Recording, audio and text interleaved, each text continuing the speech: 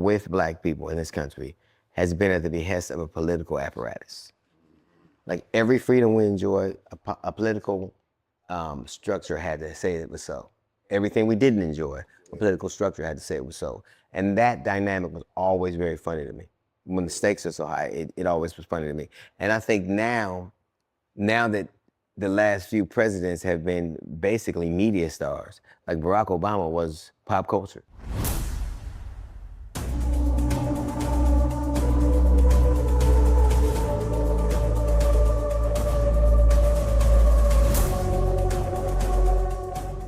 Cause you know, give me this much money, I can double your money, real. It always sounded good. It always sounded good. Oh shit! Was you? Did you ever get like? Well, let me ask you this: who's your first love? The first girl who I thought I was in love with, her name was Wanda. And I'm not gonna do it the courtesy of saying her name, but last name. But I hope she sees it. No, I'm just kidding. But she was gorgeous. She was really dark skinned, had bright white eyes, beautiful white teeth. And man, I dug this broad, right? She lived off Central, like right where the school, she lived right by the school where Kendrick Lamar went, like right by to our own lexicon. But crime is about proximity. If something happens to you, who they gonna look at first? The people who are around you. If something happens to a wife, they're gonna talk to the husband. Something happens to the husband, they're gonna talk to a wife. But they have led to believe that it is a moral failing on our part. Crime is about proximity. It's also about poverty. But they only talk about things that they know make us appear like this is the number one sex offender, pedophile, and the convicted sex offenders in America. 80%, 76.5% are middle-aged white males. Middle-aged white males. There are more registered sex offenders in Texas than in California, by a lot. 10% of the nation's sex offenders live in Texas. 10% of them. It's enough to fill out Arrowhead Stadium, but you'll never hear them talk about that, but they'll tell you about black on black crime. Like, black people might say fuck them kids, but they do it. You don't have to wear turtlenecks in the summertime. You know what I mean? I mean, one time we were at Athens Park where we learned how to swim, and this dude, he had webs all over him, and the police came, like, took him away. My mother like, wear a sweater. or you can stop hitting me with this discord. You couldn't. You want me to help you hide your crime, but you don't want to. Yeah, she made me wear a sweater after that. Because she came to pick us up, and it was the police, and that nigga took away, and she like, wear a sweater. To the pool? That's hilarious, dog. Yeah. Them extension cords, boy, those was... And you know what? They never plugged nothing up. They were just for ass whoopers. I'm like, nothing... What did this plug into? It's nothing that needs electricity that runs through this thing. It wasn't the refrigerator, wasn't the radio. I think that's what happened.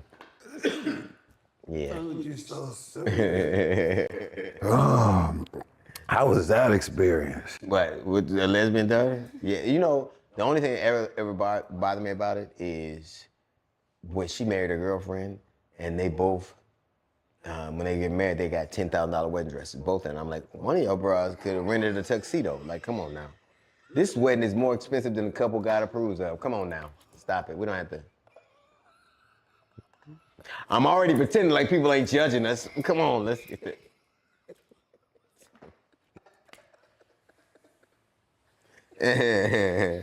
I'm already gonna have to explain this on the fireplace, but you go ahead on.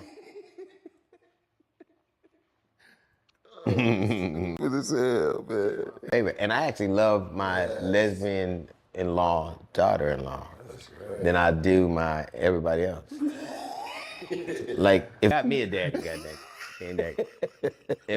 She got me a replacement daddy, but I'm sure that I reminded her and him of the scene of the crime. Yeah, was your mama? She was fire.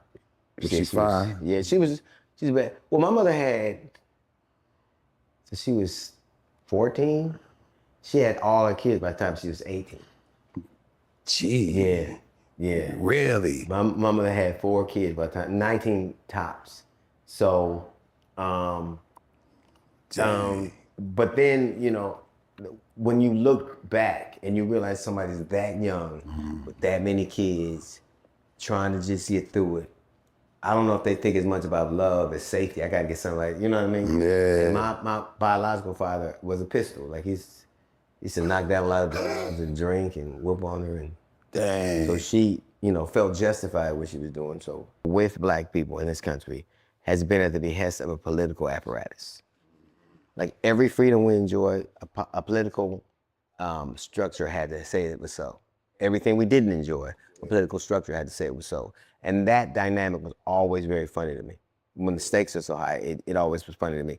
And I think now that the last few presidents have been basically media stars, like Barack Obama was pop culture. Donald Trump is pop culture. So now it's skewed the way we kind of absorb politics. So now I think it's easier to do. But I'd always been interested. I'd always thought it was interesting. I mean, you definitely express your voice. I mean, to the fullest or whatever. You ever be nervous though? Like they gonna come after you or some stuff? I mean, I think that in America, if a black man says anything they don't like, you could lose.